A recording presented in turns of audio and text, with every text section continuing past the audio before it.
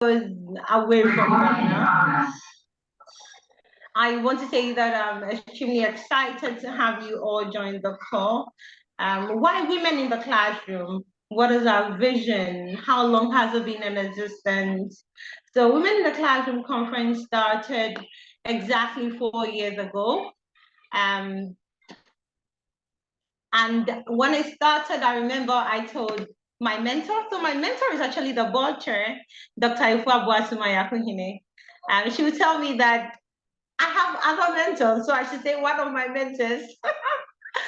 But before I count other mentors, she comes first. And I remember when I shared the idea with her 4 years ago, she said, why not? Let's kick it start. Let's do it. And 4 years ago during COVID, we launched the first Women in the Classroom conference, and it was a great success. And from there, we've tried to run it every year.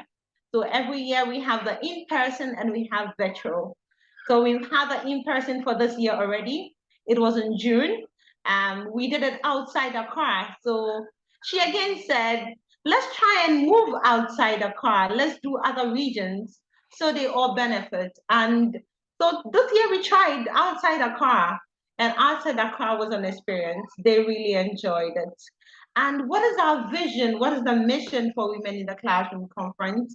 And so for those who are just joining the call, our mission, let me quickly bring it out, to draw our attention to why we have to actually gather here. So behind me, you cannot actually see well, but our vision is an avenue where female teachers in service and training all over the world can give their all positively. Oh, she's zooming in. Oh, she's zooming in. Yay, you nailed it. Well done, well done, well done, Liz. So you can see it as Liz has projected. Our vision is an avenue where female teachers in service and training all over the world can give their all positively to make the profession attractive while they teach and earn in an inclusive way. And so as you teach and you earn, we believe that you can make an impact, and you can also make an impact on other women. What is our mission? So our mission is to support female teachers through dialogue, and this is one of it. So we are supporting each other through collaboration, through sharing our experiences, and as we do that, we develop, we build our greatness, and then there's sustainable development as well. Now, with all that we do, we are also geared towards achieving the sustainable development goal. And so we look at goal 4, which is quality education, goal 5, gender equality, goal 9, industry, innovation and infrastructure, goal 10, reduce inequality. We are looking at equity for every woman, equity for everybody in the classroom, beyond the classroom. And this is a platform because we believe that on this platform, we grow. On this platform, we bring more people together as they grow themselves and they grow their community. And so that is all about Women in the Classroom conference. And I'm excited to have you all on the call. So officially, you're welcome. And then we've got to know the purpose. This is why we have to gather, our purpose of gathering. And so straight as 1:11 here in Ghana, and I'm sure is 8:11 somewhere, is 9 somewhere, is 10 somewhere, is it might be evening somewhere as well. But wherever you are, we are believing that you go, you learn through our discussion today. Let's get to know our chairperson. Now, our chairperson, Dr. Ifua is a research fellow and focus person for training at the Legon Center for International Affairs and Diplomacy, University of Ghana, Legon, where she teaches Africa in wealth, politics, gender and international relations, and research methodology. She was educated at the University of Ghana for BA and MPhil, and the Kula Superior Things Honor di Studi Universitaria e di Perfezionamento. I hope I'm right.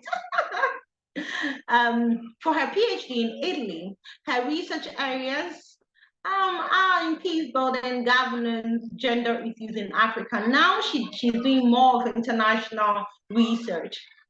She also has experience in training, workshop facilitation, teaching, and research on diverse areas of peace and security. Ifwa has had the privilege of being a part of various African Union training, workshops, and fostering rostering exercises geared towards establishing the African Standby Force. She's the board chair for Applaud Teacher Award and Women in the Classroom Conference. She serves on several boards and consults globally. And so if you need a global consultant, Her Royal Highness Ifwa Boachema is on the call. Some of her publications include Pursuing Development in Post-Conflict in Sierra Leone, Constitutionalism, Governance, and Interstate Relations in Africa, Rising Security in West Africa, among others. One of the beautiful things you have to know about her is that she's a woman of prayer. She loves to pray. She loves to pray. So if you're on the call and you love to pray, she's your friend. And she believes in possibilities. She believes that everything is possible. And so to all those on the call, I want to officially call the meeting to order. And I've introduced our chair. And so, Chair, we are ready to roll. Let's have your welcome letters.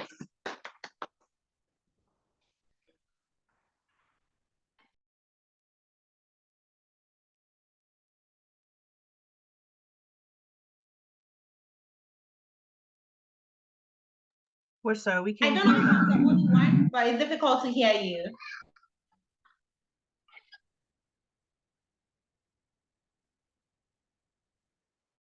Hello, can you hear me? Perfect. We can hear you now. All right. Okay. So a good morning, good afternoon, good evening to all of us across the world. And thank you, Jima, for the introduction. I don't know why it made me laugh. I think you at some point, I wasn't sure if you were talking about me.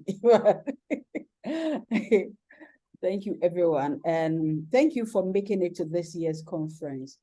Because the fact is, God didn't make us to live alone or to walk alone. Coming together like this always bring about new ideas. It gives us the necessary encouragement for us to move on further and to do more for our students. And then we also realize, we are doing something right. How can I become more? How can I do more? How can I increase my capacity in order to be able to have more reach when it comes to our students? So when I thought about the theme, becoming, and then Jima posted, he posted at one point, he posted becoming more. I'm like, okay. So then that would mean that as teachers, as women teachers or female teachers in the classroom, we have to, becoming more would then increase our workload. Because I don't see how you can become more and your workload will be the same. So if it's going to increase our workload, then as individuals, what can we do? How can we have more insight, more knowledge, more wisdom, more understanding of our purpose in the classroom? And then how do we do two things? Look for help and look for helpers. Look for help, for me, meaning your source of help, your source of inspiration. For me, that would mean God, because he is my helper, or my help comes from him. Then how can I rely on more people to be able to do the work that we do? Have more discipline, more capacity and all. So, and then above all, how do I move out of my comfort zone to get to that level of becoming more? You're all welcome to this conference. We look forward to engaging deeply, from learning from each other, from sharing and growing together. So congratulations to all of us for making it. Thank you.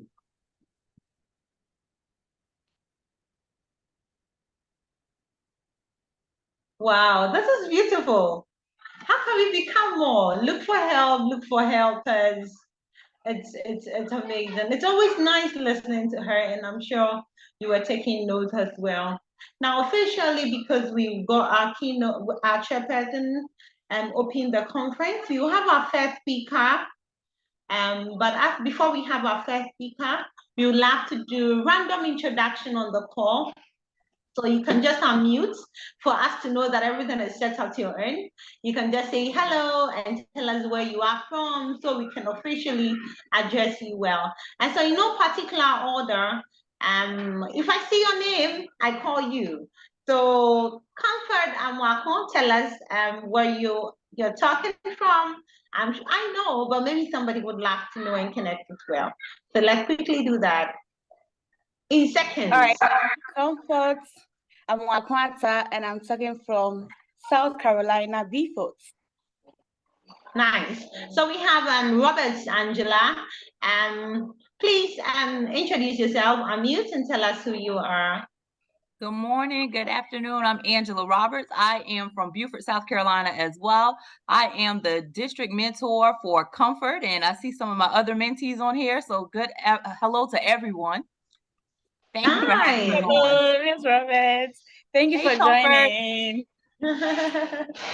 Nice. Now let's have Dr. Kim introduce yourself. Good morning, good afternoon, good evening. I'm Dr. Kimberly West. I am currently in Georgia here in the US, and I'm excited to be with all of you all and meet and connect with all of you and hear everything you have to say. I'm so excited to be here, and thank you for allowing me and giving me the invitation. You're welcome.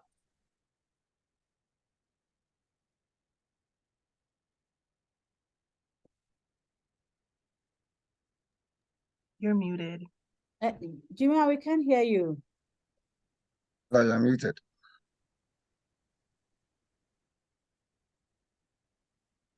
Hello, please unmute.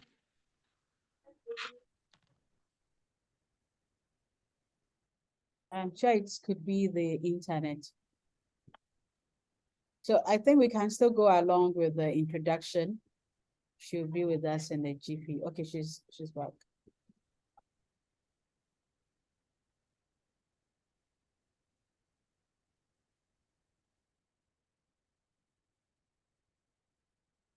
Or for those from outside, I'm sure they are not used to these internet classes. It's normal in Ghana. So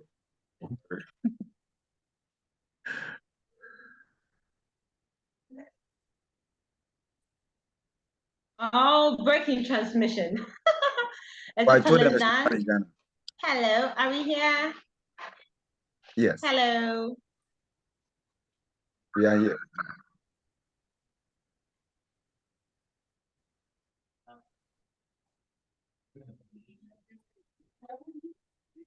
Nice. Sakina, we're waiting for you. Okay, Jane? Okay, all right. Okay. And so, yes. My name is Jane. Hello. Yeah, go ahead, Jane. Hello, my I'm from Malawi, but just doing the introductions. Sorry, my network is tripping. Okay, we understand the network issues. All right. So let's zoom straight. Let me see who hasn't spoken. I'm sure for the others, we will get to know them when it's time for their presentation. Mark Lloyd, can you introduce yourself? Sure, I am a friend of Comfort. I'm also a teacher in South Carolina. Oh, nice, nice, nice, nice. We've got South Carolina on the call this day. And Rubabu Muhammad.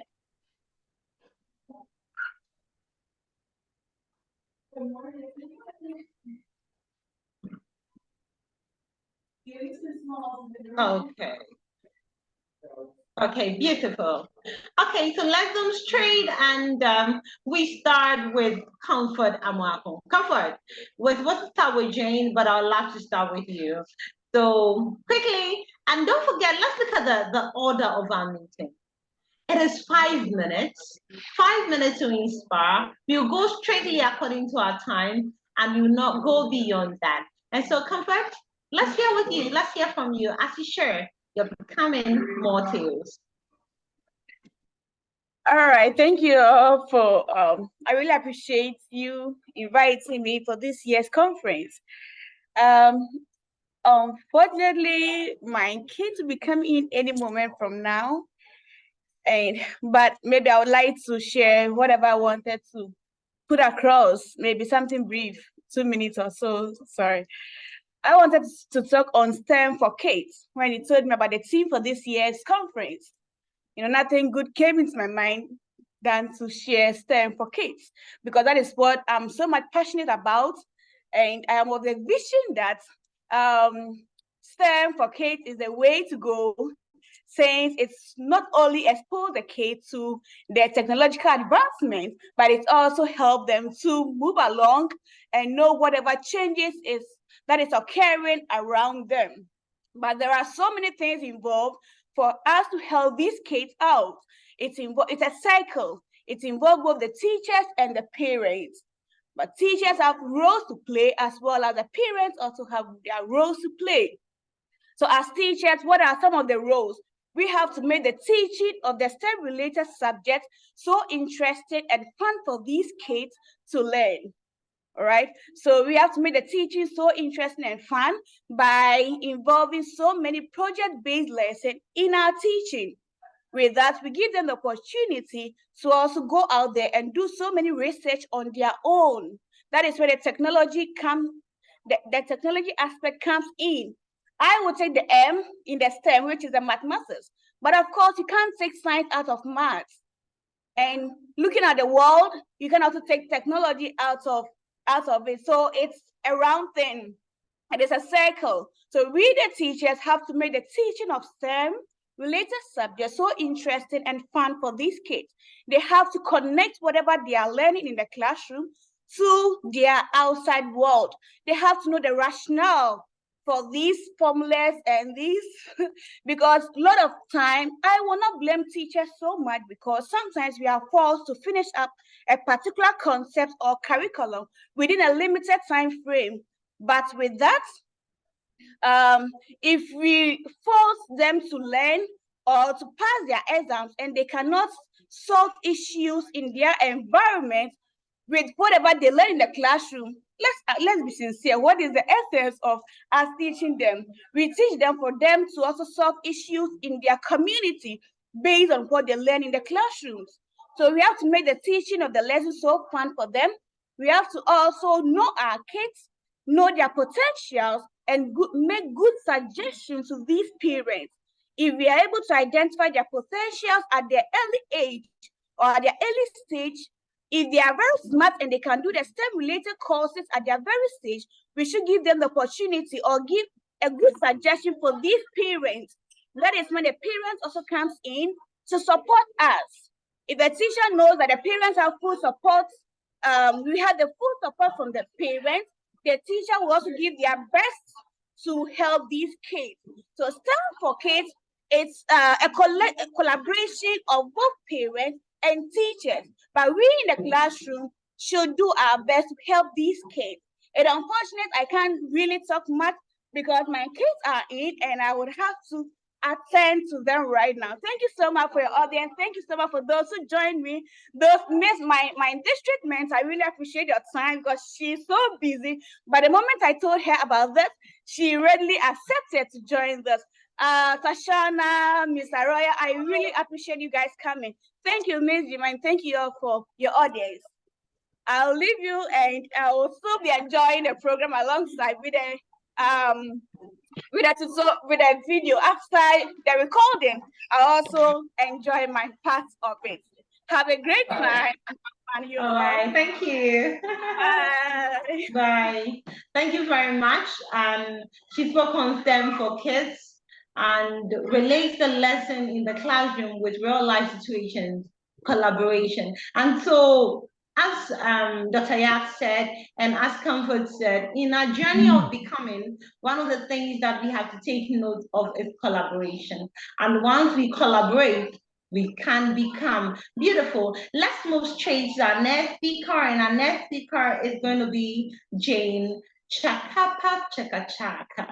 Now, Jane is from Malawi. She's all ready.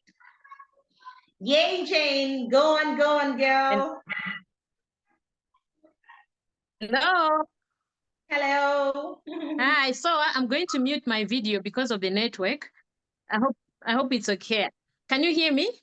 Yes, we can hear you. And we can see your pretty face. Thank you. So let me mute my video because of the network. Thank you very much for this opportunity. And thank you very much for the fact that we can come together as teachers and collaborate and learn from each other. I don't take this for granted. Like Jima said, my name is Jane Chikapa. I'm from Malawi. I'm a writer.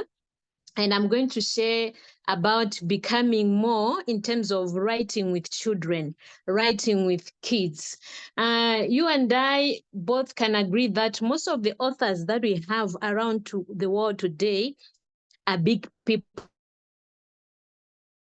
We don't have children as authors. So I'm going to share how one can become more by writing with the students. What are the steps one can take? What one needs easy as an adult, but it becomes more even difficult when you have to involve students, but it's doable. Now, to begin with, becoming a writer with students, it requires one to start.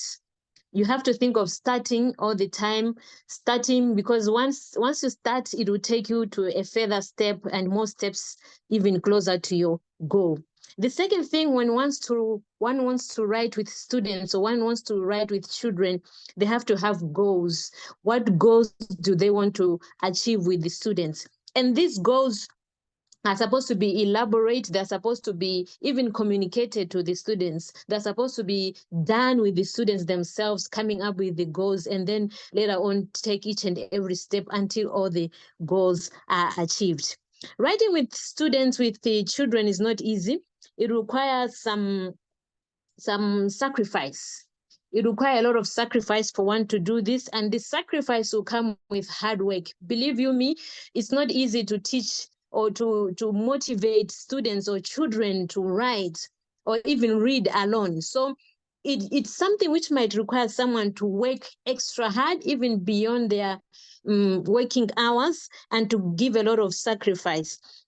If we look at Colossians 3, verse 23, it says, whatever you do, work heartily as for the Lord, not to men. So the hard work is going to come as a result of knowing that you're not only doing this for the students to become authors or writers, but also you are doing this not unto men, but also unto God. So writing with students, writing with children requires a lot of patience. And then it goes with practice. It needs one to keep on practicing and practicing with their students, giving them the basics and let them practice more and more and more. They say practice makes perfect. So it will require a lot of practice. Again, it will require mentorship, shadowing. There will be someone who will have to mentor you as someone who is leading the children into writing. I remember earlier on, Jima said she had a mentor, the one whom they could support each other, the one whom maybe they could discuss their ideas and think of to say, this time around, let's go virtual. This time around, let's go physical. The same would apply to someone who is going to write with children. They would need a mentor. They would need someone to shadow them, someone who has already made it out there as a writer, and they can always refer to, and they can always discuss with them, brainstorm with them, have questions and answers together. Then writing with students, with children, would also require someone to know that they'll fall and have to pick themselves up. There'll be several times which you have to fall. Maybe there are not enough resources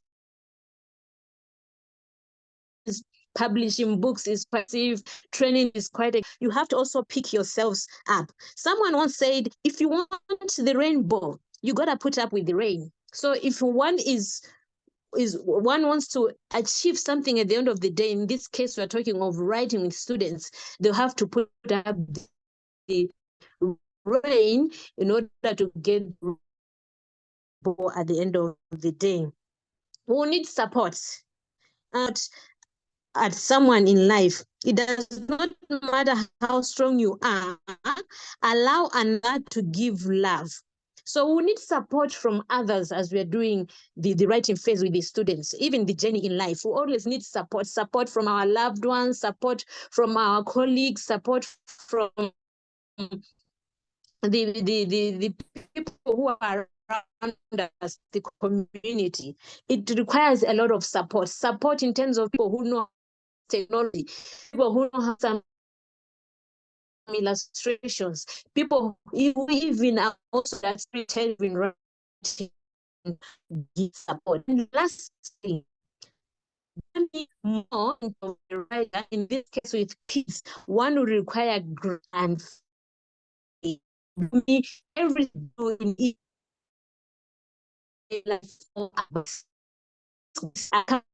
faith has achieved more than we ever imagined. It remains even beyond our imagination. Now, I want to share, I didn't recognize that I was a writer. It started with me sacrifice for someone who had donated a book which I wanted to give to my students.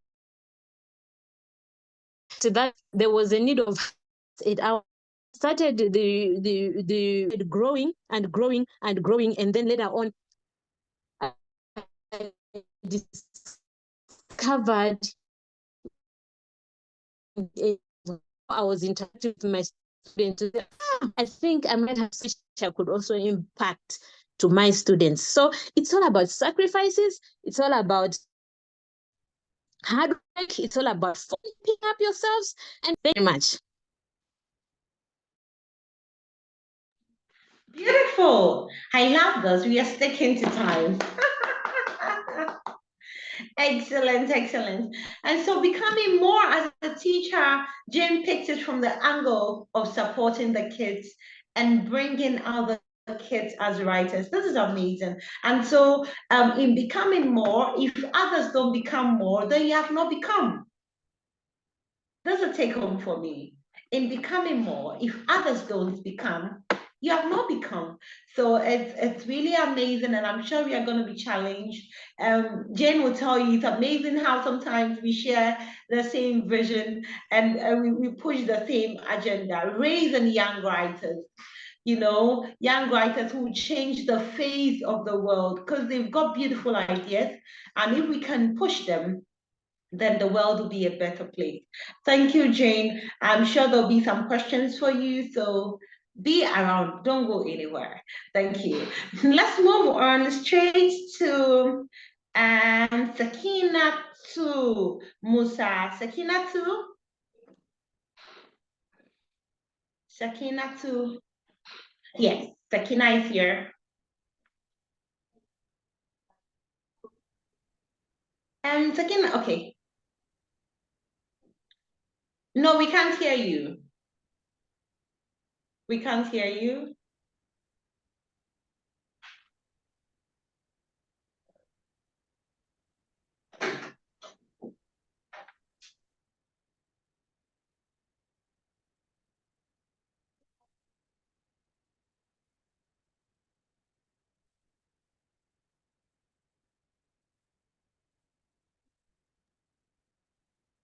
You may have to unplug the headset because we cannot hear you. You may have to unplug it and plug it back in. Hear me now? Yes, there you go. Is it better now? Oh, okay, so You're good. all right, okay. I feel honored to be among great personalities we have here. And as an early childhood educator, I am going to talk about how to educate foundation school learners on gender justice. Okay, I believe women play a very crucial role in the classroom. whereby we bring diverse perspectives and then we nurture these kids. So let's look at how to educate our learners at the preschool or foundation school level to become to have this on gender justice. Okay, so I'll begin with one. We let them play with the toys of their choice. Don't take toys for them to play on. Don't restrict them from playing with toys they want. You know, sometimes we have children who want to play with dolls, but because they are boys, teachers stop them. No, you are a boy, you have to work with cars. It is not all girls or all boys who have to work with toy cars. Do you get it? And also, when we inculcate some of these things, it helps with the STEM education. So a lady or a young girl at the age of 4, 5 knows that, oh, cars are not just for only boys to drive or only boys to work with. I can also work with it and I can get a career from that side if I want to. And also, I want to talk about examples. We should express more than words. You know, kids learn from us. They look at what we do. They don't do what you ask them to do. Yes, you might instruct them to do something and they'll do it, but do the walk the talk. Yes, right? Yes, that is it. So as facilitators, as we call it here now, I believe we should do the talk and then walk the talk as well, whereby we'll help children to be responsible by becoming responsible ourselves. Imagine a teacher asking a child not to litter, and then that teacher finishes drinking sachet of water and then drops it on the floor. You are not doing the right thing, and the child will not also follow. Then we need to teach our learners. This is what I'm sharing with us today. We need to teach, be it your learners or the children we have at home.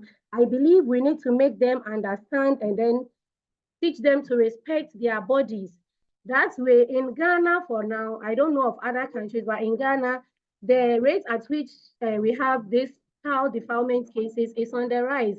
And if we give our children this early sex education, I believe it will go a very long way to help. And also let them know, there is this the name escaped me. There is an early childhood educator in the US is Rosie. She's Dr. Rosie, but I forgot the full name. She mentioned in one of her books that sometimes children explore by touching. So when we see children exploring their bodies, touching some sensitive parts, it doesn't mean they are masturbating.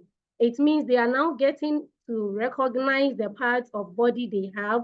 So we can encourage that, being it in the primary, elementary school, secondary school, wherever. I believe this can be of good help. And also let us teach children to let them know that feelings are human. You know, in Ghana, we have a culture or a tradition where we are told that men don't cry or boys don't cry. So a boy has something hurting him or is going through emotional stress or whatever it is, but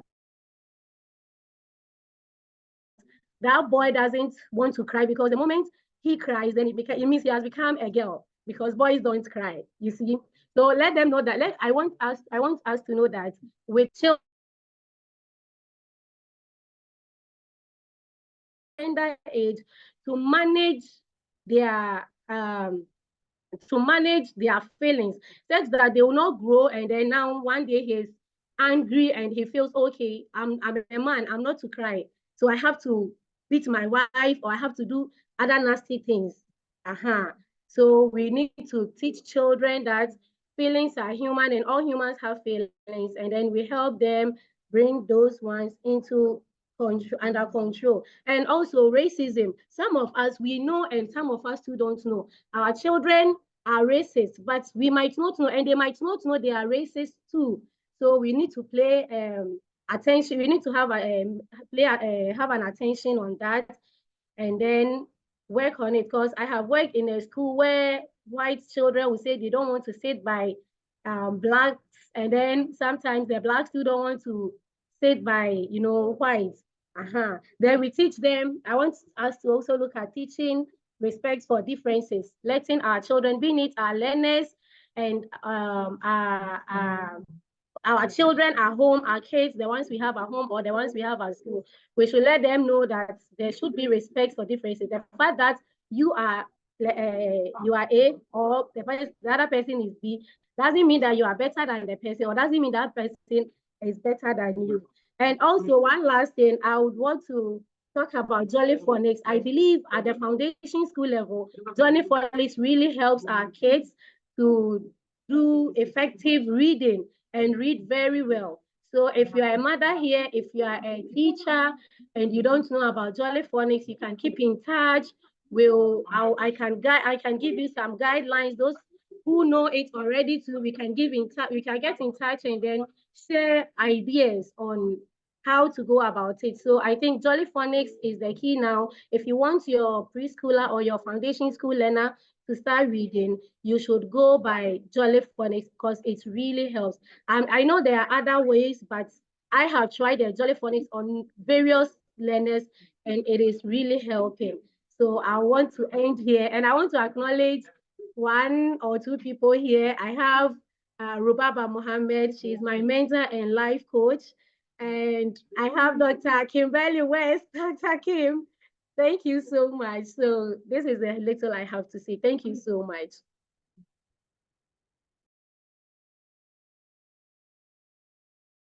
Yeah. That was nice.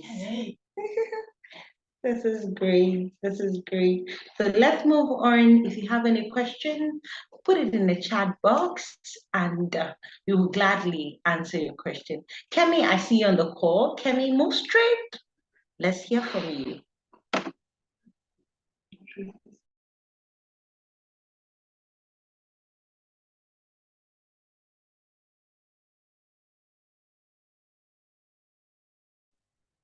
Hello, everyone. Good afternoon. Please, can you hear me? Yes, I wanted to introduce you to my head teacher. She just went away. Let's go on, Kemi.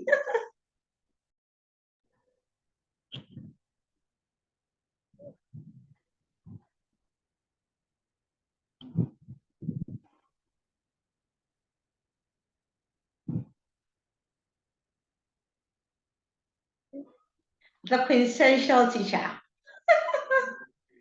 Sweeney, we are waiting.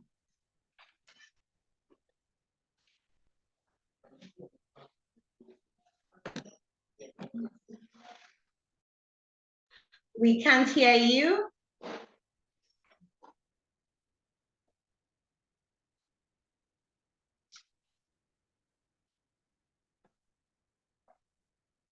Hear me Hello? now? Yes, it works.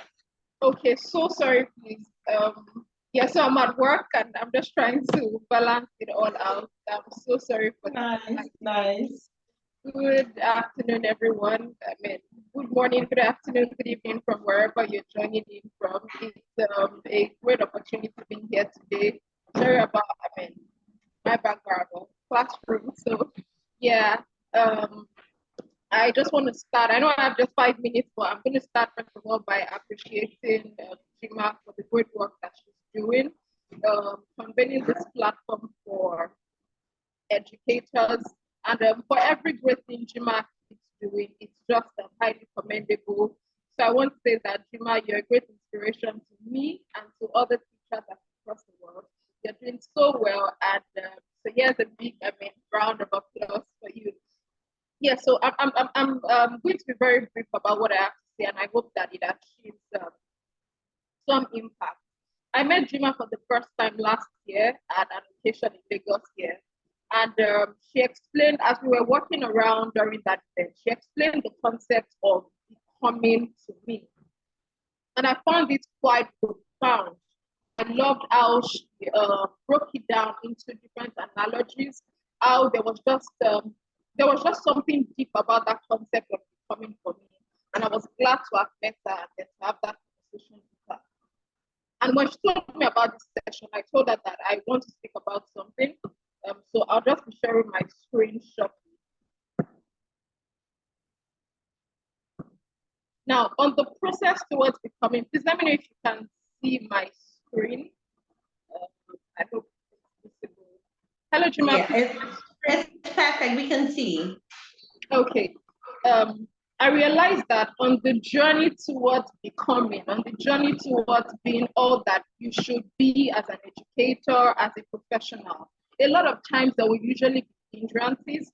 There will be some limiting mindsets that can choke you back or just keeping you from taking those leaps that you truly need to take.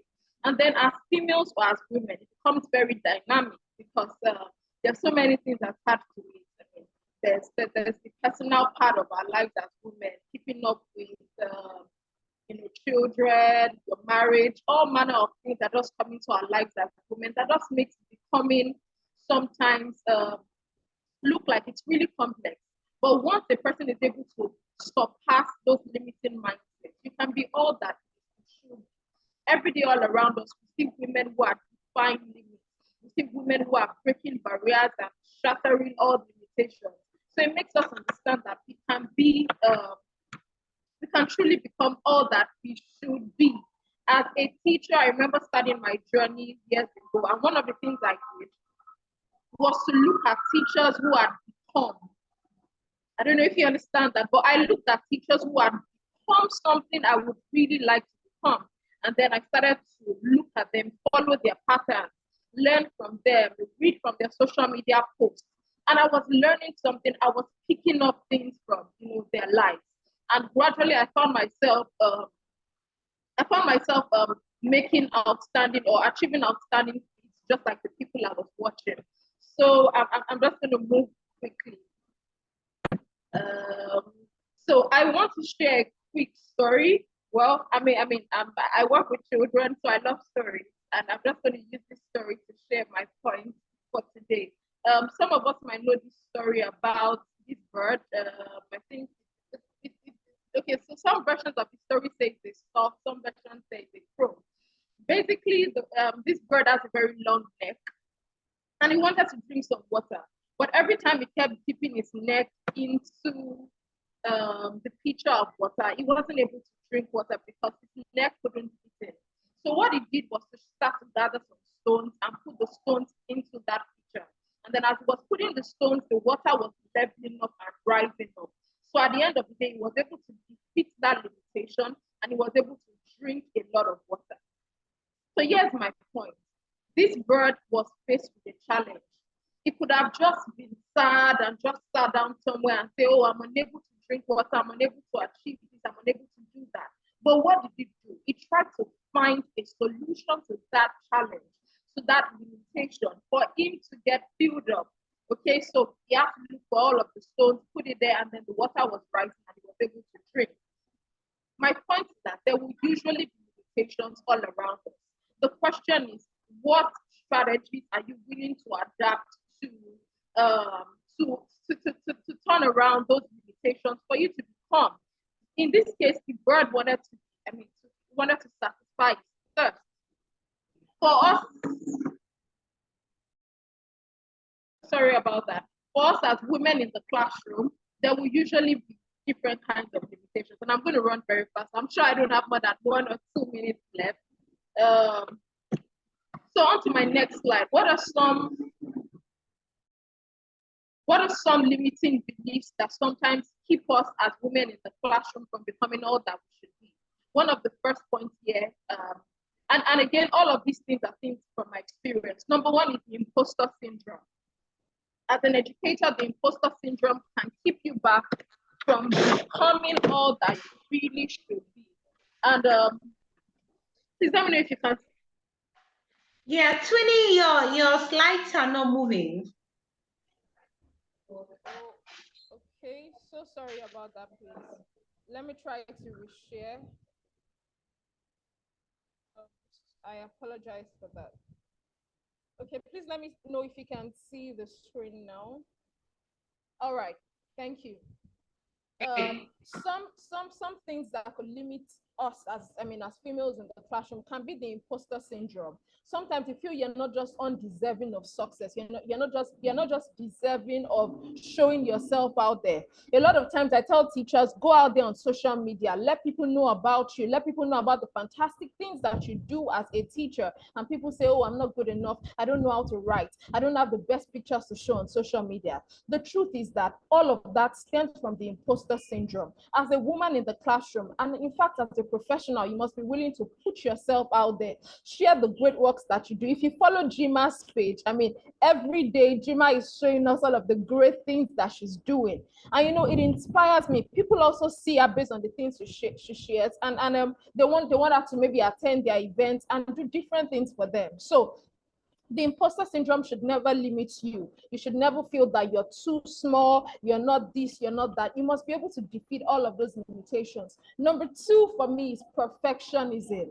Okay, so that belief of, oh, I just want to be perfect with everything, I don't want to make a mistake, sometimes it can keep you back from being all that you should be. So the truth is that excellence is important, but again, you should be cautious so that it's your desire for to be perfect doesn't keep you from being what you should be. Again, the next thing is the stereotype threat. For some of us, in Africa, it's a big thing. There are lots of negative stereotypes about females, about our abilities. A lot of times people want to box you as a woman. People want you to feel that, oh, women can't do this, women can't do that. All of those things are lies, right? Because we've seen women break down all of those stereotypes. Another one will be the fear of criticism. If you're afraid of criticism, afraid of feedback, you can't become. Because for you to become all that you should be, you must be willing to listen to feedback from other people, positive, negative. Don't be afraid of being criticized. Quickly, I'll just mention the last point here and just move on. Another one could be limited leadership ambitions. As a female, we shouldn't limit ourselves when it comes to leadership in the classroom, leadership in the school, or even leadership positions outside.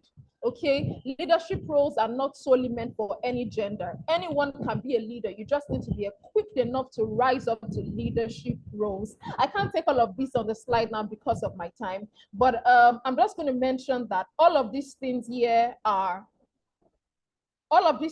much as all of these things here can pose as limits, we can also defeat these in some way. So I just mentioned some points here. I'll run over this in 30 seconds and I'll be done. I'm so sorry. As a female in the classroom, as a professional, please celebrate your achievements, celebrate yourself. Keep a success journal, keep a record of all of the great things that you accomplish, okay? Open yourself up to mentorship and realize that mentorship is not just about being a parasite, just feeding off the other person. What are you bringing to the table when it comes to mentorship? Embrace your mistakes, recognize your flaws, and then what else? Develop resilience, develop that tough skin. Okay, there are already a lot of stereotypes. There are already a lot of assumptions surrounding our job as women, and we don't want to fall into that box. So you must develop this tough skin. And yes, so I'm just going to end here, but I just hope I've been able to pass a little bit of my message across. For me, the point is that for you to become everything that you need to become, you must be able to defeat limitations and boundaries. Thank you very much for this opportunity, Jima. I'm grateful. And here's also, applauding everyone here on this call. Thank you so much. Well done, well done, well done. Don't worry, there'll be another conference where you have a lot of time to share everything. For today, we want to give the space to every woman on the call to share something they are becoming tales. Twinnie, that was super. All right, now let's move on to our next speaker. A lot of people are trying to join, but they are saying invalid meeting ID. What could be the problem? Okay. Yes, that's true. I experienced it too. You experienced the same thing? Yeah. Are they clicking on the link or are they trying to submit put the number? They have to put the whole number. The link. Yes, There are two links. There were two links shared. It's the most recent one that got me to the meeting. The one shared Okay. earlier did not get me to this meeting. Okay. Okay. Then I'll share the written one with them. Okay. All right. That's beautiful. They should check the number very well. All right. All right. All right. Thank you. And since you're on the call, where did my face go to? Since you're on the call, Bisa, let's get the eagle teacher fly. Now, Bisa is going to share her own story. She used to be in the classroom. She's no longer in the classroom. And she's an inspiration. Let's listen to you, Eagle. Fly with us. You have to unmute. Thank you. So good afternoon, good morning, good evening, wherever you're listening from. Thank you for being here. And I'll just go straight to sharing my slides. Please hold on.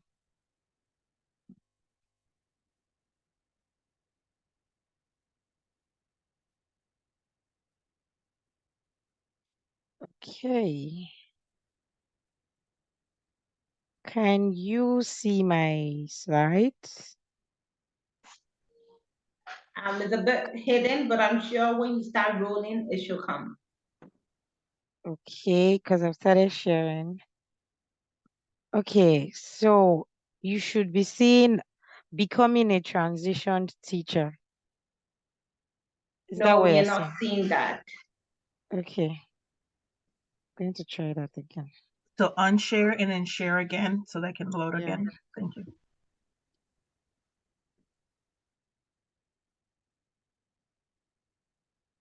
How about now?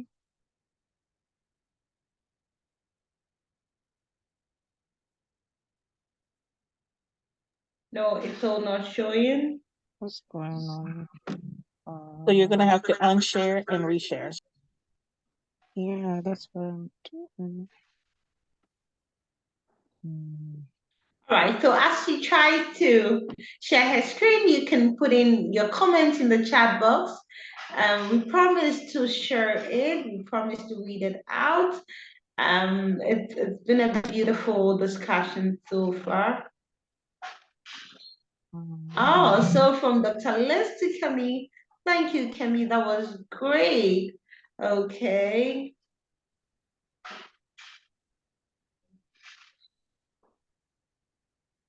All right. Children should be trained to know that it's okay to have feelings. They should be able to express their emotion the right way. Is it showing now? It's still not showing, Vita. Don't worry, Eagle. You'll fly. Devil is a liar. These beautiful slides must show. Enjoy kids, we set good examples for the kids to follow. Okay. Consistent practice with the learners and conscious support to help the kids. All right. So besides still trying, don't forget we are dealing with technology. She's in the technological space, and so she knows and understands better. But it'll work, girl. Keep trying. All right. Now you can all put in a comment so far the presentations that you've heard. You want to share anything with us, go ahead, put it in the chat box. Okay, so Bisa, you can share, if you can rightly share it on the platform, you can do it. Yeah,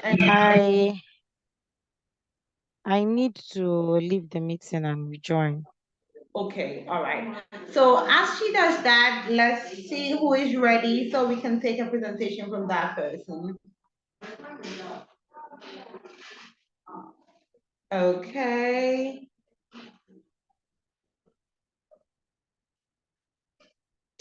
All right. So Olari Wajo Oniyutan is Ola on the call. Yes, I am. Can you Yeah, hear? yeah. Now, I've not read any profile yet. I was just allowing people to introduce themselves. I shared on the platform, apart from our chair. Ola is one amazing woman. She's She's going to use just 5 minutes, but the 5 minutes will carry power. When we are done with all the presentations and there is time, I'll get us to know all these people very well. Ola, take the floor, take us away. All right. Thank you, everyone. Thank you. Thank you, Jima, for this opportunity and this platform. That I will speak, I said, am I qualified to speak to teachers? Because I don't teach. I'm not a woman in the classroom, but I work with pre-service teachers, and I provide leadership and mentorship for them to start working in the classroom. So I feel that I should share something that is very important and dear to me.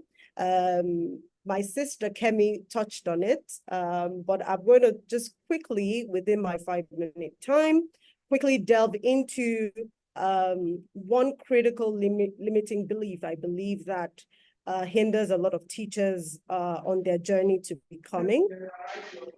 So I'm going to share my screen as well. I just have very few slides, actually just about 2.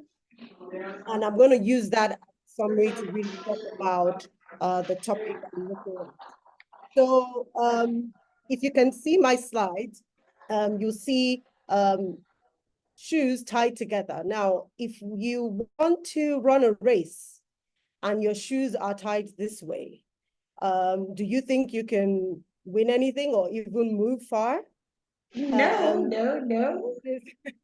This is what most teachers do. Like they want to set goals for themselves. They have big dreams, but they keep it to themselves, and they start by tying their shoelace. It means that you cannot go anywhere, because if you continue to be in this situation, it's either you're very slow if you even move, or you do not get to your destination at all. And in doing this, especially at this time where we are in, which is at the end of the year, a lot of people are getting set to set goals for next year. Teachers are, looking at things they want to do in the classroom, beyond the classroom. I like Jima's story of things, when she wanted to become the teacher of the year. I asked her that question when I met her. I said, what did you do? And one of the critical things is that, what she did was beyond the classroom, not just in the classroom. So a lot of times as we're setting goals as teachers, I want us to be able to, think big and start to look at how we are going to achieve all of our dreams. But one thing that hinders a lot of us is the phrase, who am I? Who am I to want to become the teacher of the year in my country? Who am I to want to, develop a conference that impacts an entire continent? Who am I, to want to have these big dreams? And that particular thing is the imposter syndrome. I was happy when Kemi mentioned it as number 1, because it's truly, truly an issue. And it's a critical thing, not just for teachers, for everyone, for women especially, because we see ourselves most times as not deserving of success. And I like to share my own story about how this is really, really a challenge. As a child, I was one person that I didn't learn the same way as the people in my class. So I didn't learn the alphabet at the same time like others. I didn't learn the times table. For those that are Africans, we know that at a certain point, you must be able to recite the whole times table from your head. You need to be able to, read A to Z at a certain time. And I never did it when my mates did it. And so even growing up, I was always like, do I learn like other people? Am I at the same pace at, all my mates, but then I was, made to realize that you can work at your own pace. You can achieve success the way you want to achieve it. Nobody's going to beat you. And that's for Africans as well. You're always afraid that, if you do something wrong, your parents are going to spank you. But, no one is going to beat you as an adult. You can try. For me, I say that I don't fear. One thing that I don't fear is making mistakes, being laughed at. But my greatest fear really is the fear of not trying.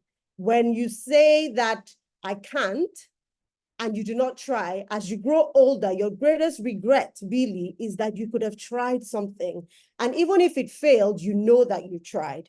And so as teachers, I want us to think and look at what we want to achieve as we enter 2024. How do we want to make an impact in our classroom? How do we want to make an impact in the education sector? How do we want to make an impact in the world? No matter how big that thing looks, I want you to take it head on. It is something you can achieve. You just need to break it down into small chunks and achieve it. You would take that, you might need mentors along the way, like everyone has mentioned, but the truth is that once you decide that it's something you want to do and you take actionable steps, at least one step towards that journey without your shoes tied, take that step, and I'm sure that you'll be one step closer to achieving your goals. And one quote I'd like to leave us with is that it's something I tell everyone, and in fact, an organization I spoke to did a plaque with that saying when I mentioned it during the program that I went for. I tell people, I say, have goals so big that you get uncomfortable telling it to small-minded people.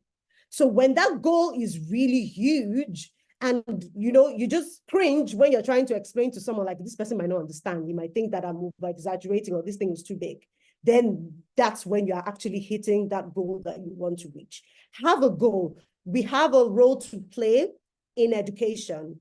I believe that if it's possible, globally, we need to call a state of emergency on the education sector. SDG 4 is critical to achieving all the other SDGs. So as teachers in the classroom and outside the classroom, we have to charge ourselves with bigger goals. We have to charge ourselves with bigger dreams. But I know that if we can conquer that imposter syndrome, we're able to achieve all of those goals one step at a time. Thank you very much. Wow, Laurie. Laurie is always loaded. And so she said, Jima, I'm not woman in the classroom. How do I share with women in the classroom? And I told her that you're not woman in the classroom, but you work with women in the classroom. And so this is beautiful. I love those shoe illustrations. Very practical of a teacher. That is very nice. That is very super. You have some comment in the chat. We are going to share it later. But this was deeply insightful. Deeply insightful. That's a message for you. We also have, this is amazing. Every presentation has been simply amazing so far. I love the presentations. They are wonderful. Have goals so big that you get uncomfortable telling it to small-minded people. Ularanjo, beautiful. Well cited. Wow. Dream big. Thank you, thank you, thank you, thank you. All right, Visa is good now. And so we move straight to Visa, the EGO teacher. Whether she's out of the classroom or not, she's still the EGO teacher. Okay, so Visa, flow. Okay. Yeah. If it's not showing now, and I'm just going to go ahead without this slide. Showing. It's showing, it's showing. Yeah, can you imagine? See my beautiful slides. Can you see? I refuse to show. See. You can see your All right. beautiful slide. Okay, so let me just make it a full screen. Yeah. All right. Yeah, good afternoon, morning, evening, everyone. Just like Yema said, I am still a teacher. Once a teacher, always a teacher. This is my 3rd year speaking at this conference, and I am grateful. I'm grateful to Yema for I think you need to see my face. I'm grateful to Yema for her consistency and I believe in my journey. And I'm most grateful to God for growth. In 2021, I spoke as an entry-level classroom teacher. In 2022, I spoke as an award-winning teacher in tech integration and education for sustainable development. Today, I'm speaking as an instructional designer in EdTech. And I am here to share just a sneak peek of this growth journey with you. So, who is a transitioned teacher? A transitioned teacher is someone who has successfully navigated a significant change in their career, still within education, learning and development. So you're not outside of the space. So when you hear that someone has transitioned, it doesn't mean that the person ran away from teaching. No. Although it's the case for some people, but not me. So you would see the sticky notes right there, giving you a list of some of the things I do now as an instructional designer. Apart from being an instructional designer, I design learning experiences, I develop educational content, I develop curriculum. I find myself doing UX research and even analyzing learning data. Now, how is it possible to move from classroom teaching, creating lesson plans, coming to class every morning, listening to the morning greeting and all of that, coordinating assemblies, to designing content on mobile learning apps? It's because there's so there's a great synergy between teaching and instructional designing, and I have just decided to focus on these three that you can see on the screen. So we are both teachers and instructional designers are both creating technology enriched learning experiences. I said earlier that I won awards for integrating technology. The same way you create digital lesson plans, you use Google Docs, you use Microsoft Word. Instructional designers also use these tools to ensure that whatever learning content is being delivered is in a digital format. So we are doing the same thing, just in different ways. We also create learning objectives. In Lagos States, where I used to teach, it's like a taboo for you to create a lesson plan without learning objectives. You will be issued a query before you can even explain yourself. So it's the same thing with instructional design. We can't develop a course without establishing the SMART objective. And we know what the SMART acronym means. That's specific, measurable, achievable, realistic, and time bound. So we also follow learning theories. So you see that the difference is not so much. The major difference is in just the tools. Now let's move to becoming an instructional designer. I created 5 to-do lists. I just hope I'm not too fast. I'm trying to make sure that I'm still keeping to time. So I created 5 steps to becoming an instructional designer, and this is unique to my own journey, and that's what I want to share. First, you take courses. You can't just rely on what you know as a teacher. You need to take courses that there are so many free courses to take on Coursera, Udemy, Allison, and the likes. And I have also listed some course topics that you should look out for. Apart from the keyword instructional design, you should take courses in copywriting, data analysis, experience design, and the likes. Two, practice. Don't be the teacher that will take courses and abandon them halfway, or don't be the teacher that will take courses and not practice. The last course I took on Coursera required me to create a portfolio. I tell you that that portfolio is one of the things that helped me get my current job. Although the portfolio was created for a teaching job, it contained so many technology enriched lessons that I didn't even get the opportunity to deliver in my current role as a teacher then. because the facilities were not there. But because they saw the way I designed it and all of that, they knew that this is the kind of person they needed. It didn't matter that I didn't have any instructional design experience. So practice as much as the ideas keep coming as you take those courses. Practice. Don't leave it at the knowledge level. 3, volunteer. Now you've taken courses, you've practiced, volunteer to be subject matter expert. A lot of edtech companies, they don't have teachers working as developers in these companies. So most of the time they look for teachers and give them contract to um serve as quality assurance officers for the content, to serve as subject matter experts. You can start from there.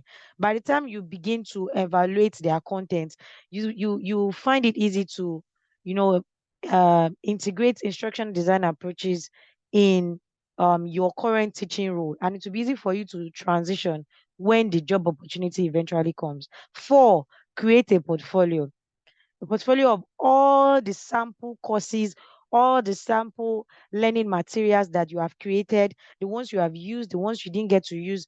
Create a portfolio. You can use Google Sites, you can use Canva, like what I'm using now, to create a portfolio that if anyone just asks you, you want to become an instructional designer, can I see a sample of what you are able to do? You can just show them instead of explaining and explaining without evidence. And the last step is to take the bold step. Just like what other speakers have said, Kemi and the woman that spoke before me, I'm sorry, I can't remember your name. Take the bold step. Don't listen to that impostor telling you that when did you start teaching? I only have 5 years in teaching and I'm already an instructional designer. You don't have to have 10 years or 20 years teaching experience before you transition into tech. As a teacher, you are needed. I can tell you for a fact, I'm not trying to motivate you. I am in the system now. You are needed. But they won't come for you if you don't show yourself. Kemi said it the other time. Come out. It doesn't have to be perfect. Take the bold step, apply for jobs, even if you don't have some of the skills that are required. As long as you have one or two, give it a trial, see what they are looking for, and keep building yourself. Finally, if it's transitioning for you, don't say because teachers are moving into they are moving into instructional designing, everyone is going into tech. Me too, I want to go into tech.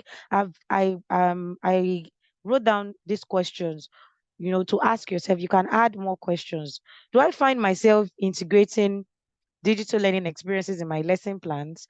Am I always curious to know what goes on behind these learning apps? Because this defines my kind of person. Every time I'm introducing a learning tool to my learners, I want to know what is going on behind these learning tools. How did this user interface come about?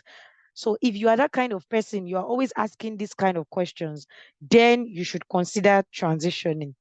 Note that it is not for everyone. Knowing your why are you a teacher? What is your niche? Do you even have a particular area that people know you for? So if I want to say something that I know Yima for, I know that she's into languages.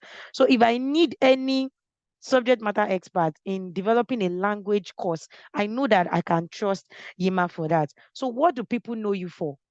That's also part of the journey. Finally, I said finally twice. That's how I got into tech. Build a CV and portfolio for instructional design jobs. Get a coach to guide you through the 5 steps of becoming a transition teacher. And I am available to do that for you. I have shared my WhatsApp number. That's my WhatsApp number. You can send me a message if you like to hear me speak slowly and you like to hear me, talk about these things one-on-one with you. If it's something you are considering, I'm open to do this with you, and I'll be looking forward to your messages. I hope you found value from my very fast speech. Thank you very much, Yima, for being here. I'm grateful. Thank you. Wow. That was amazing. I'm thrilled. The transition teacher. You're still the Eagle teacher. the ego transition teacher. She was doing amazing in the classroom before she left. But as she said, if you don't put yourself out there, nobody will come knocking at your door. That was beautiful. Thank you very much. If you have any input, you can still put it there. So Ola, to Bisa, you need to speak with my seed teachers and training fellows. They need to understand they can still transition to other careers in the education sector after teaching. Yeah, so you people will be connected. That is what in the classroom is meant for, to connect us, to learn from each other and to grow. As a teacher, you are needed, but they won't come for you if you don't come up. So you've been cited. Bisayo, and then volunteering helped me to gain the experience I have. This is from Sakina to Musa. Okay, who is next on the bill? We give ourselves an hour and 30 minutes. We have some few minutes to go. Yeah, who is next? Who is next? Who is next? Okay, so our next speaker is Dr. Liz. Dr. Liz, your next speaker, and you'll be followed by Dr. Kim. Dr. Liz, you are here. We are set for you. I am here. Hello. Hold on. I'm trying to put a spotlight on myself so that I can. Okay. So everyone can see. There. Can everyone see? Yeah, we can see. Perfect. I am running IT and speaking at the same time. So thank you for your patience. Hello, everyone. My name is Dr. Lisette London. I am the CEO and president of Trauma Informed Resiliency Academy. It is an academy that basically teaches individuals how to incorporate mental health and trauma into their field of work. I have been doing this I've been in the mental health field for almost 17 years. I'm still young, so still young, but been doing this for business-wise my own for about 5 years, going on 6. I am excited to be here. Every presentation has been amazing. I have been like off camera because I'm like shimming and dancing over here because I'm just like, this is amazing. And so thank you for allowing me to be here. One of the things that TIRA, which is short for the Trauma Informed Resiliency Academy, is provides trainings to individuals so that they understand how they can maneuver their mental health and trauma. A couple of individuals, I believe is the quintessential teacher and Ola Rewaju. I'm sorry if I'm messing up the name, but they spoke about the imposter. Just call her Larry. Larry is fine. Larry. They spoke about the imposter syndrome, and that's something that we definitely tackle in our work. One of the things is that when we're working with students, right, we are pouring our all to them. We are giving them everything that we have. We're trying to make sure, like Shakita said, in terms of like giving them the ability to explore and be themselves and to really grow in whatever their developmental is taking them to, and at the same time making sure that we are giving them the tools that they need to succeed. And yet we are very much humans because we as the providers, teachers, transitional teachers, we are the ones that we are experiencing a lot of transitions ourselves. And we feel like we have to have this perfectionism. I believe the Ms. Kemi was talking about it, excuse me, and about this need of perfectionism, because it's part of our human nature, this need to like having everything be right and like, no, I don't want to do. And sometimes that affects our capacity, our ability to really engage in a proper way. And so definitely imposter syndrome comes in with that. And one of the things that imposter syndrome does that I've seen too many times with my clients is that it actually gives them to become stagnant. So being stagnant is being stuck in a spot and not being able to move forward at all. So all these ideas, as she mentioned, that all these ideas are in your head. You want to incorporate all these tools in the classrooms. You want to create more games and more, like allow more toys and all these things because you feel that if you incorporate this might make a difference. But because we're in our head, because of the imposter syndrome, we pause, we're stuck, and we don't move forward. And so I have seen too many professionals actually leave their profession, the passion that they were so that went to school for so long, did all this tests and write all those papers and walk away because it was just too much for them. And one of the things that I encourage individuals is to make sure that you are always taking care of yourself. And so we go through the approach of looking at your life, looking at your workforce, looking at your workload, and really how you engage. So we look at how you present. So we do either a virtual or a face-to-face, and I just sit there and observe. And then I give feedback as to how you can incorporate, where are your moments where I can see you start to question your abilities to really do what it is you're passionate about. And so we talk about that. We dive into the vicarious traumas that you are dealing because of all the students that you're facing. You know, some students are coming in with issues in the home. They're not eating. Some people, you know, lost family members, or they don't have that safe space at home. So that is impacting the child's inability to connect with you, or to even engage properly, or to even do their assignments. And so because you're so worried, because we're amazing human beings and we are nurturers and we care, we are also looking at them like, okay, what can I do? And then you're starting to now pick up something else in the already emotional space that you're in to try to solve a problem when we are not stable enough, or we are not when we are questioning ourselves whether or not we can actually do a good job. So I go in and support you and the teachers and all the professionals in really understanding the mental health aspect of it all. One of the things that I wanted to share in regards to why this is so important.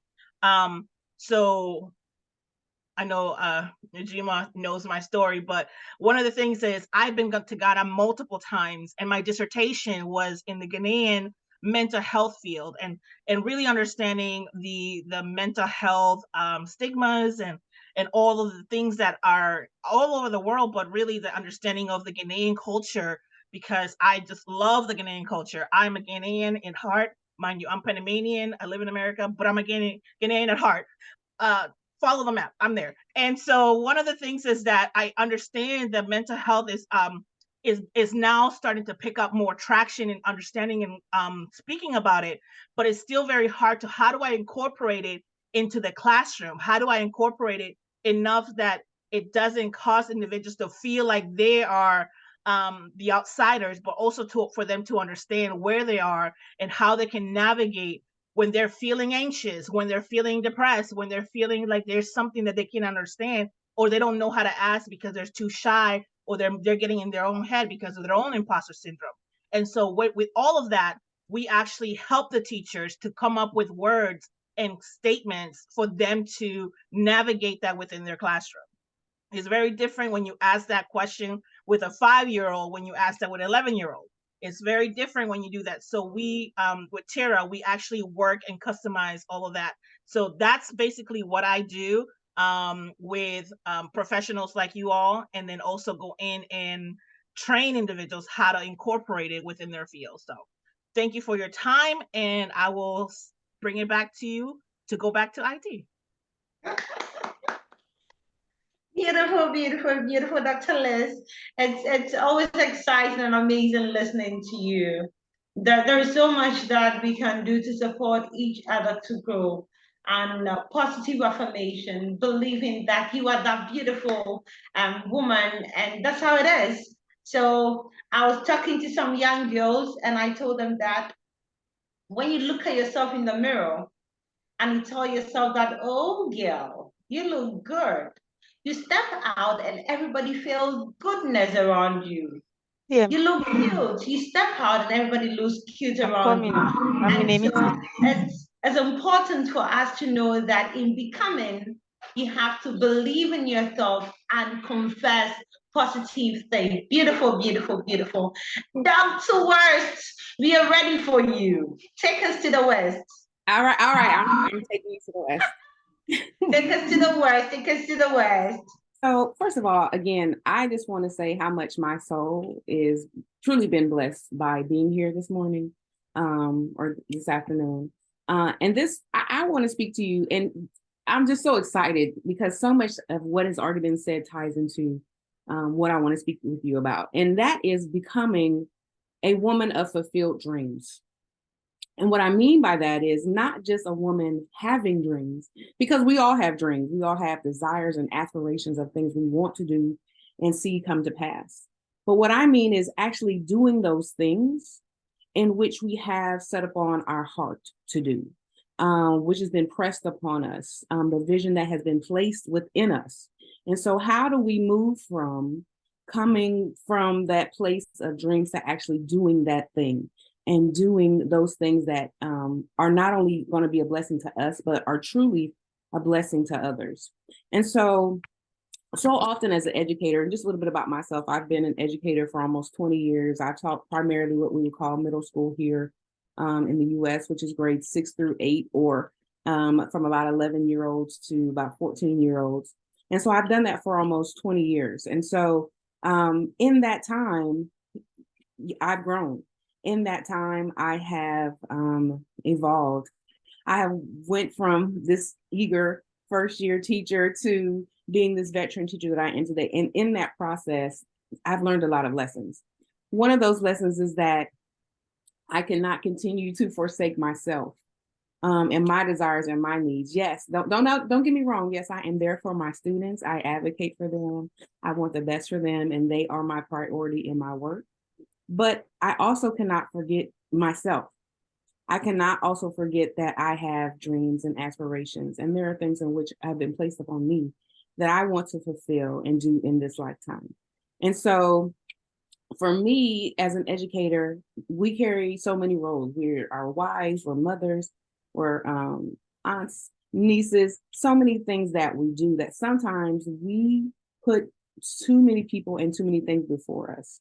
I remember early in my career spending hours after work, doing things, making copies, calling parents, coming home and being a wife and being a mom, and then going back to work, grading papers and doing other things, that I lost myself, that I no longer knew who Kim was. I no longer knew who I was and my passion, because I thought that my passion was everyone else but me. And then there came a point in my life, there was a light bulb that clicked. And I said, wait a minute, I'm important too. I matter as well. And even though people had told me throughout the years, you know, if you don't take care of yourself, you won't be there to take care of anyone else. And I had heard that message many, many, many, many times in my life.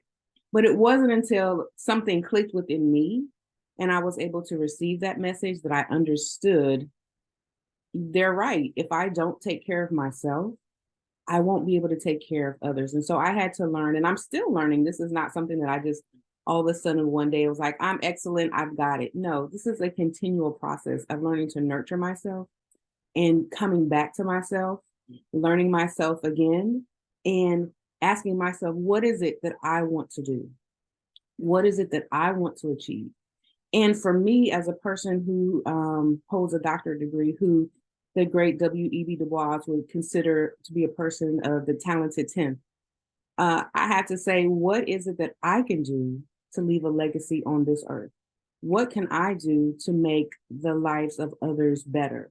And so for me, at this point in my life, and I'm still young, as Dr. London said, I've been doing this for a while, but I'm still young, is that what am I going to do to leave a legacy for others? And so for me, it was, yes, I still continue to work. I work with teachers. I help build them. I help mentor them. I have my own students. So I do a lot of other things. But on the side, after visiting Ghana in 2022 and having this amazing experience, I came back and I said, what is it that I can give? What is it that I can do? And it brought me back to some childhood experiences and dreams. And so from that, the organization Teach Them Africa was born. And it was, how can I, as a person of African descent, whose ancestors came here to the States, I take great pride in the fact that my ancestors survived that transatlantic slave trip across the Atlantic and were strong enough to survive slavery here in the United States. And so I take great pride in that. And so for me is what can I do to give back? What can I do to impact? What can I do to take all my experience as an educator, my education, all of my expertise to give back? And so for me, it is now me becoming a woman of fulfilled dreams in that I am able to work with others, and including Jima, who has been such a blessing to me, and work with others and come back to Ghana and work on building and coming back, going to other African nations, and saying, what can we do? What can I do in my experience and my expertise? Bringing other teachers with us. What can we do to strengthen STEM education within your countries? What can we do to help? What can we do to support you? Because at the end of the day, we're all connected and we all matter. And if we don't begin to nurture each other the same way and nurture ourselves the way we nurture each other, we won't be any good for anyone. And so this morning for me has been a true blessing. But I want to encourage you to look deep within yourself and say, who am I? And what do I have to offer this world? And then take those dreams and those passions and those desires that you have and move on them. No one's ever going to give you the green light to do that. And if I would have sat around and waited for someone to give me the green light to do that, I would still be sitting where I'm sitting. I still would be sitting and not knowing who I am. I still would be questioning, what am I supposed to do with this life? And so I just encourage you to move on those. And yes, imposter syndrome is real. It is a real thing. So I'm not saying I don't have those moments where I'm going, well, should I? Or well, could I? No, it's about speaking positively to myself, encouraging myself, learning from myself, listening to myself, blocking out everyone else and saying that what it is for me to do on this earth, I've been put here to do. And before I leave this earth, I will do it. So again, I encourage you to become a woman of fulfilled dreams, not just dreams that you have that when it's all said and done, you say, I shoulda, coulda, woulda. No, when it's all said and done, you said, I did that. And not only did I do that, I left a legacy behind that can be a blessing to someone else. So I thank you for this opportunity, and I look forward to connecting with you all, and you all have been such a blessing to me. So thank you so much. Thank you for taking us to the West, Dr. West. That was beautiful. So what can I do for myself? I think it's an important question for all of us to keep asking in this journey of becoming, because if you think of others without thinking about yourself, you will come back looking for yourself and it might be very late. So you must take care of yourself. Don't lose yourself, Dr. West. And then another comment here, fulfilled woman, what can we do to help? We must not lose ourselves in the process. Also from Dr. Camworth, no one is going to give you the green light to move. Give yourself that light. That is beautiful. And she also said, I encourage you to be a woman of fulfilled dreams. Don't let the dreams die. Keep it alive. Good job, good job, good job. And we'll hear from the man. Let's hear from the man. Divinely Kofi. And then we'll hear from Angela. And then we'll take some few questions and our chair will close us. Okay, thank you very much. It's great to be speaking at Women in the Classroom conference. Actually, I've been listening to everything going on, and I see that we all want to become something that, in all becoming, there's something that we must have. That is, you must be alive to become. If you don't have your right state of mind, are not healthy, you can't become. If you're on a hospital bed, no matter your aspiration, no matter your desires, you can't become anything. So the key thing is this: you must be healthy, alive, strong to become anything you want to become, which I believe that with all that has been shared, you can become. So I normally say that to become the 360-degree teacher, and I say 360 degrees because you're an all-round teacher who is making transgenerational impact. But for us as teachers, our desire should be to make transgenerational impact. so that you want to make sure that the people or the kids you are grooming are going to make impact the next generation and the next generation beyond them. To be able to do that, you must be in the right state of mind, in the right state of health, and which is very critical. And that is why briefly I want to talk about optimal health, a critical component of becoming. So as I said from the beginning, if you are not healthy, you can't become anything. I mean, with your desires and with your hopes, aspirations, your prayer and everything, you should be alive to become whatever it is you want to become. So but there are three key things that normally influence our health. And the scientists would say the genetics, which sometimes we say that it runs to your blood. So somebody says, oh, this disease, it runs to your family. And that's most of the times there's little we can do about it. But then we'll get to the last part, which makes us have that authority to be able to delay some of these even genetic diseases, or, I mean, sometimes even make sure that you don't even get it. There's also the second part, which is the environment.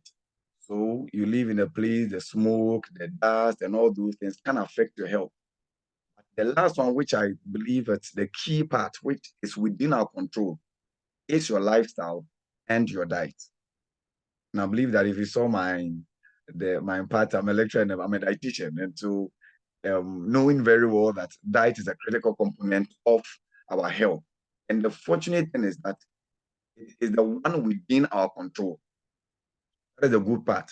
That is the single factor that influences our health so much. But it's also the part that also lies within our control. So your genetics can be working against you in your family. There's somebody diabetes, and therefore you're at risk of getting diabetes, hypertension, and therefore you're at risk. You're able to manage your lifestyle very well. You're able to manage your diet very well. You are conscious. Make a conscious effort to check all these ones.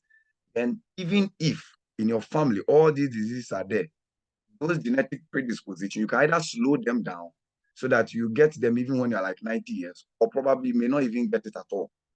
So what are some of these lifestyle choices? So, I mean, what we do, smoking habits, drinking habits. And normally, when I'm speaking to women, those days, I wouldn't bring up even smoking. Drinking. But I came to realize that these days, it appears the women are competing with the men to drink. And the research has shown that every drop of alcohol that you take has an effect on your health. And the extent of effect depends on how much you are drinking. It means that if you are drinking so much, sorry, I just want to be monitoring my time. If you are drinking so much, the effect is higher.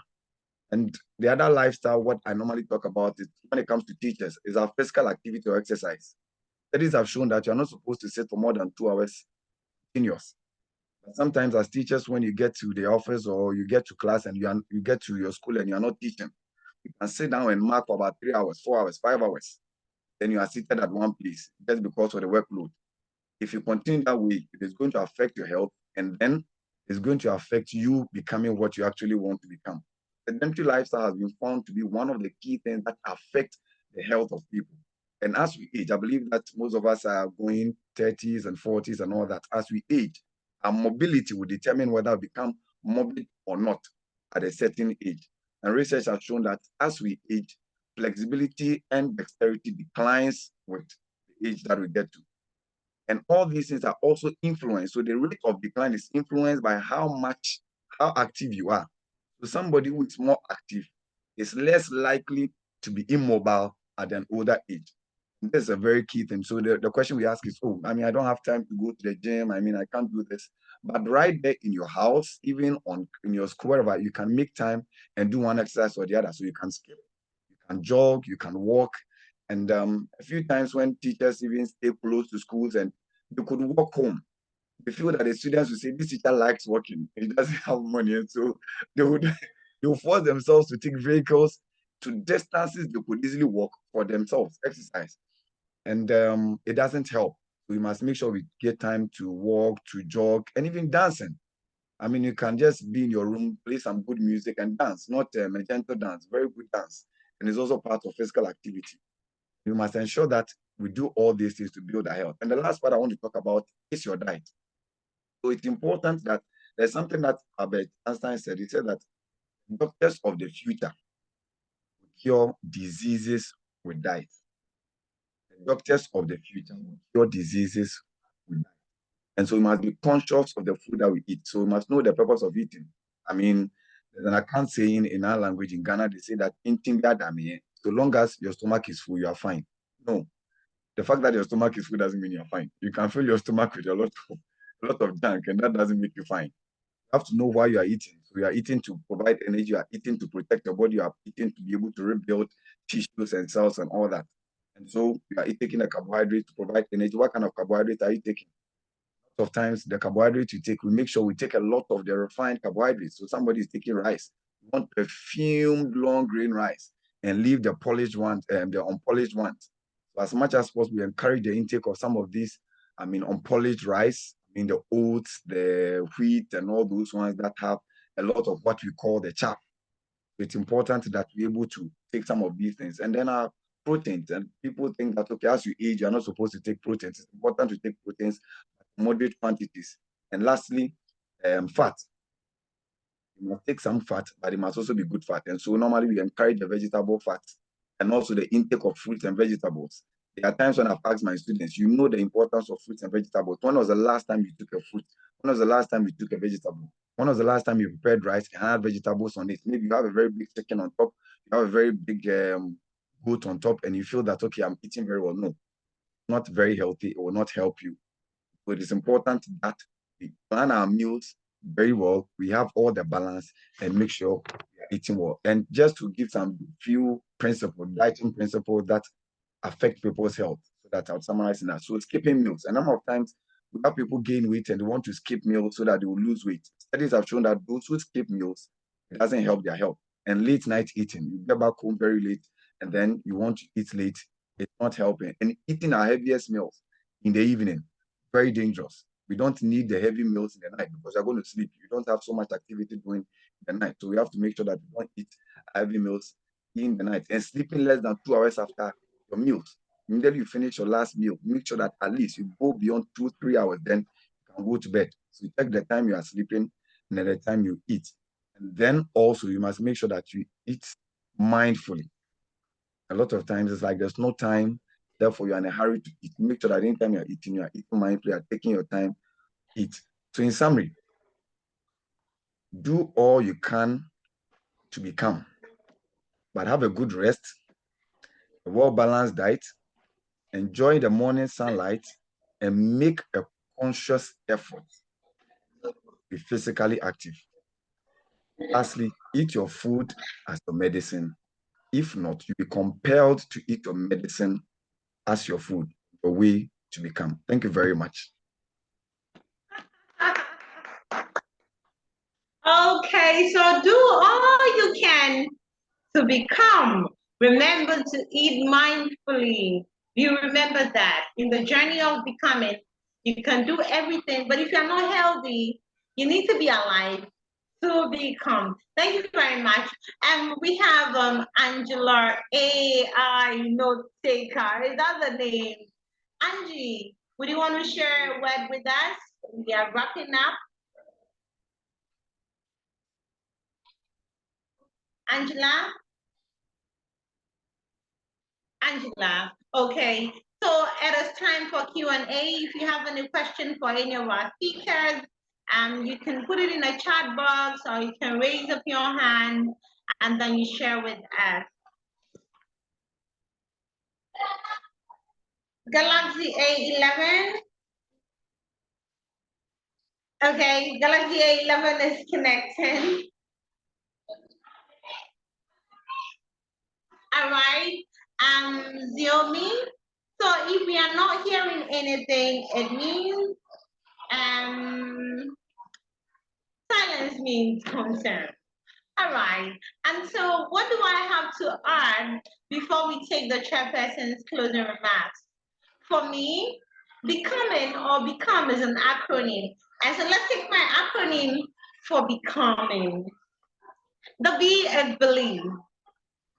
So we've spoken about believing in yourself. We've spoken about believing in your abilities. We've spoken about believing in the space you find yourself. And so in becoming, for me, the B is to believe. The E in the becoming is S-sharp. If you want to become an excellent teacher, you want to become excellent in your space, you want to move to the next level, you need to be extra. Extra in terms of your commitment, extra in terms of whatever you put in, you have to be extra. So if everybody is closing at 6 p.m., you are going to close at 8 p.m. Do more than you are doing to become. And the C is your commitment. And so if we are committing 99%, tell yourself that I'm going to commit 101.1%. There should be more of the commitment to become. For all those who have become, they will tell you that while we were closing work at 3, I was closing work at 6. And so when everybody's in a hurry to leave, you should tell yourself that I have a goal to catch. I have something to meet. And so I cannot be like everyone else. Commitment is key. The O is offer help. So nobody has ever become without offering help. If you want to become the best version of yourself or the better version of yourself or become more, you need to offer help. And one of the things that I've learned over the years is that it is not every help that you need to take money. Offer help. Give out that little knowledge that you've got. Give out that thing that you cherish so much, that time that you don't want to give out. Offer help. And as you offer the help, your step of becoming is closer. And so quickly, let me share a story with you. So I got the opportunity to speak to the Ministry of Education in Argentina during the COVID. So my first presentation in 2020, yes, I didn't take money. I did it for free. And then in 2021, they asked again, what is your charge? And I said, no charge. I need the money, but I don't know what happened. I just said no charge. And I offered the help. And in 2022, they said, hey, Jima, we are moving everything to get you to Argentina because of the help you've been offering. And they paid everything. And within a space of 1 week, they moved me to Argentina to speak to the teachers. And I spoke to over 30,000 teachers. And that was because of the help I offered. And so in becoming more, there are times that you have to be ready to offer without expecting anything in return. And the M in becoming for me is mentorship. I've gone through the process. My mentor and I, we've planned activities for next year already. She said, let's meet and strategize. What are we doing? And so if you don't allow yourself to be mentored, you cannot become.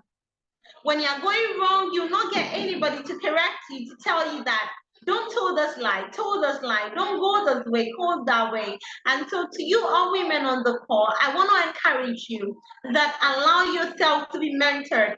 Once you allow yourself to be mentored, your journey of becoming more is very easy. One interesting thing you have to notice that your mentorship is not only those who are very ahead of you. There are young people whom you can learn from. There are junior colleagues you can learn from. There are even your students you can learn from. Just allow yourself to be mentored. And once you allow yourself, you are good to be there. And the I in becoming is being intentional. Nobody has ever become without being intentional. And so as you are believing in yourself, as you are being extra, as you are being committed, as you are offering help, as you are allowing yourself to be mentored, you have to be intentional. Intentionality. So one of the books, I think I still have it on my shelf here. Yeah. So this is Intentional Living by John Maxwell. And according to John Maxwell, he said, I'm still in school, the noise. John Maxwell said, nobody can tell your story better than how you tell the story. And so from today, we have to be intentional about how we tell the story. We have to be intentional about the pictures we post. We have to be intentional about what we tell others. And so if you want to become, it is so important and so crucial that you are intentional. Intentionality is the order of the day. Intentionality will move you to that next phase. and so be intentional. The end in becoming is network. What we have to notice that a network creates a net worth. And so if you want to become a you're not network, you can't get to the top. And here I am networking with Dr. Kim. Here I am networking with Dr. Liz. Here I am networking with all the others on the call that I don't know. You have to be open to network. It is that chain. You see jollof. I don't know whether you eat jollof, Dr. Kim, but in Ghana, we prepare jollof. I'm sure you prepare jollof too. Great. Now, I talk about the jollof networking. And the jollof networking, you need your pepper, you need your oil, you need your tomatoes, your onion. They don't stand alone. They come together to prepare the stew, the sauce. They come together before you can add the rice. And once you add the rice, you stir. When you stir, you have a complete jollof, and it goes through the process. And so you need to network. You need to get to know others because they are going to connect you to others. And so in becoming, you have to be ready to network. You have to take advantage of every space you find yourself. That is not to say that when you get to that space, you want to network with everybody. No, no, no, no. And so we move to the last letter in becoming for me, and that is G. I'm a Christian. I'm a grace sustained baby. And so I say the God factor. Nobody has ever become without the God factor. And so if you're a Muslim, there is a God. Whatever you believe in, there is a God. I believe in God. And so I believe that God will direct you to the right kind of people to network with, and that will help you to become. God connected us, Dr. Kim. God connected us, Dr. Liz. Sometimes we talk and I'm like, oh my God, these people are full powerhouses. And so in our journey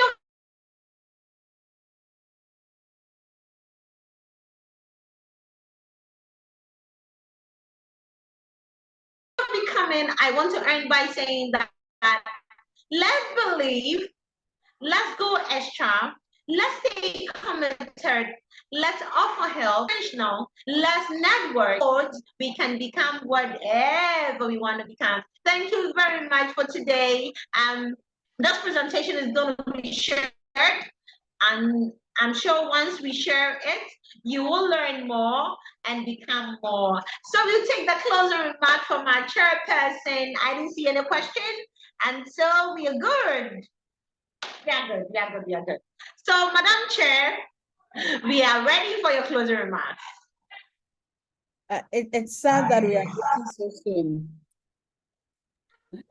It's becoming more fun, more interactive, and more engaging, and very, I don't know, but it's been 2 hours of time well spent for me.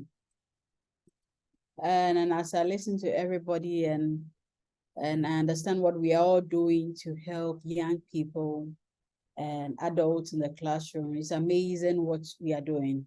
So can we all clap for ourselves? Put your hands together for yourselves. We are amazing. We are amazing. We are amazing. We are amazing. And we are changing our generation, the next generation, and the generations to come. And it was quite funny listening to Dr. Divine when he was talking about the food, adding vegetables. I say, Dr. Divine, please, you know that the young people, they prefer more carbohydrates so they can be full. I mean, our part of the world, the more carbohydrate there is, the better, because the intention is not to be healthy first, but to be full first. But it's a good conversation to have so that we can eat right and live long to achieve our purpose. And thank you, Jima, for putting the becoming together. Dr. Kim, Dr. Lisa London, and I was surprised that Larry said she didn't have anything to do with teachers. You hit it right on the head. The things that we need to do to be the best in the classroom. And I like your illustration using the shoes. It sets me thinking a lot about things. How do you move willingly and intentionally and then be able to leave your footprints where it's necessary for you to leave it. It's not everywhere that we have to leave our footprints though. Then Dr. Bisayo, I've taken very good note of the things you are doing because when it comes to technology, I don't have much cloud. So I have been talking to myself, I need to take some classes, I need to take lessons. So I'll be more, far smarter than I am when it comes to technology. And then Kemi, breaking free from limiting mindsets. So that is also got me thinking, what are the mindsets that I need to break free before 31st December 2023? How can I grow? How can I learn? What goals am I going to set for myself, even if it's just one goal, on a mindset that I need to break so I can do far better. And then also on Jane Chikakwa, I wonder, do you have an online training platform for children can join? Jiwan, we are enjoying your conversation. So I wonder if Jane has an online platform where she teaches children how to write. It would be wonderful to sit in and to learn from her. Because at the master's level, we teach students how to write, but how to do it with children would be wonderful for me to learn. And thank you, Sakina, on gender justice. How can we do gender with children, and how can we do it right to break the mindsets, to liberate them, for them to think wholly and freely, and to make wonderful life choices. Ladies and gentlemen, thank you for this afternoon. It's been worth it. It's been worth it. So we look forward to Women in the Classroom 2024. It will be wonderful to have some online speakers as part of Women in the Classroom, the in-person conference in 2024. So in case you are coming to Ghana next year for a visit, please talk to Jima. Let's see when you are coming and if it's possible to have you to be part of the conference in, is it May or June? Jima, are we having it in June? I seem to have a busy schedule next year. So thank you. I've had fun and great worth of knowledge being part of this program and sharing. Thank you, Jima, for having me on board all the time. Thank you. You guys have a question? Thank you for grooming me to be better all the time. Thank you. I think someone has a question. Okay. I think it's a Tess MA. Okay. I'm going there. Okay. I wanted to say something before we end the meeting. I want to say a big thank you. Auntie Jima. I was there and would you like to share your classroom story? I said yes, I would love to. And I'm very grateful for this opportunity, and I'm happy to connect and network with all these great personalities. Thank you so much, Ms. Jima. Thanks for believing in me. Thank you. Thank you. I'm humbled. Okay, Tess. Tess, please, you can go ahead. Tess. We see it. Okay. Yeah. Yeah, go ahead, Tess. Hello. Hello. Okay, we please. Can hear you. Okay, I would like to ask if you can organize one for us to get credit, at least the female teacher. Can you come clearly? I was asking if you can organize some for the teachers to get some credit points, if that is okay. Oh, okay, but our focus has not been much into the point, but I'll speak to my mentor and you'll see what can be done. Okay, thank you so much. I'm being inspired. Thank you so much. All right. Thank you. All right. I think it's very possible. Okay, so operations director says, I think it's very possible. Okay, so we will look at that. It's over to you, Ryan and Kofi, to work on that, to get teachers' points. Okay. So at this juncture, we are close. If you believe in God and you're a Christian, give me a wave. For Dr. Kim, Dr. Liz, I know we share the same faith. Dr. Yams, we share the same faith. Dr. Kofi, we share the same faith. Sakina is a Muslim. Larry, we share the same faith. The others, I don't know. Oh, Jane, Sabina. Now, Sabina, I don't know if she can hear us, but Sabina won the best teacher, the teacher of the year for 2021 in Ghana. And Sabina is on the call. Sabina, can you hear us? Sabina? Yes. Hello. Hello. Hello, Jima. Good afternoon. Yeah, good afternoon to everyone. I'm so much inspired with this conference. And I say kudos to organizers and then all the speakers for the great impact they are making. I'm so much impressed and inspired this afternoon. And thank you to Jima for the wonderful work you are doing to support humanity. God bless us all. Beautiful. Okay. So that's Sabina. Sabina, Dr. Kim, Dr. Wars, we'll find a way of she's into STEM as well. Okay. So we'll pull her to Accra when you come down. So she's outside Accra. So we see how we can collaborate to push the STEM agenda. Thank you. All right. So if you don't share our faith, most of us are Christians, and we all believe in God, and that's the baseline. And so we are praying. Pastor Ali Kofi, pray for us. Okay, He's a pastor, but he doesn't love to say it. Shall we pray? Father, I want to thank you for this afternoon. We thank you for the gift of life. We need to share together as teachers. I ask that whatever we have learned, whatever we inspired, you grant us the grace to apply it and make impact in our generations and the generations after us.